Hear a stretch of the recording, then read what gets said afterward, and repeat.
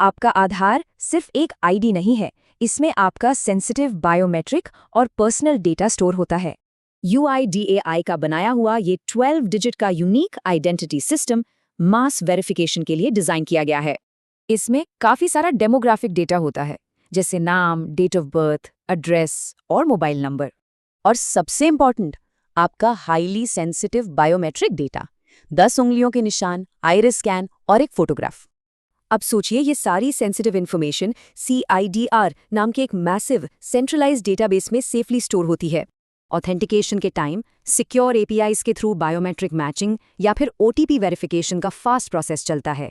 Tension मत लीजिए, store और ट्रांसमिट होते time data military grade AES 256 encryption से पूरी तरह प्रोटेक्टेड रहता है। UIDAI zero trust architecture follow करता है, मतलब डेटा स्ट्रिक्टली उनके अपने हाईली सिक्योर प्रोप्राइटरी सर्वर्स पर ही रहता है। इस मल्टी लेयर सिक्योरिटी का सीधा सा मतलब है कोर डेटाबेस तक कोई डायरेक्ट पब्लिक एक्सेस बिल्कुल नहीं है। तो अब बड़ा सवाल ये है, अगर कोर आर्किटेक्चर इतना सिक्योर है तो डेटा लीक आखिर कहाँ से होता है?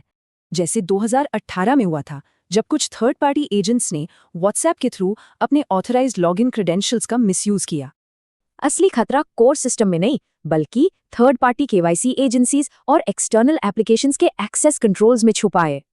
इसके अलावा फिशिंग स्कैम्स, फेक कॉल्स और फिजिकल फोटोकॉपीज शेयर करने से डेटा एग्रीगेशन का बड़ा रिस्क बनता है। रियलिटी चेक ये है दोस्तों, मैं UIDAI डेटाबेस हाईली सिक्योर हैं, लेकिन एक्सटर्नल सिस्टम्स और ह्यूमन एरर्स काफ़ी वल्नरेबल हैं। तो सेफ कैसे रहें? हमेशा मस्ट आधार यूज करें, जो सेफ्टी के लिए पहले 8 डिजिट्स हाइड कर देता है। और हाँ, अनऑथराइज्ड एक्सेस से बचने के लिए M-आधार ऐप का बायोमेट्रिक लॉक फीचर जरूर इनेबल करके रखें।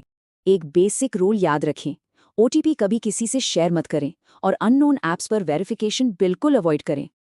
आधार पावरफुल है, पर सिक्योरिटी आपकी यूज पे डिपेंड करती है। ऐसे टेक्निकल वीडियोस के लिए द पीपल फाइल्स जरूर सब्सक्राइब करें।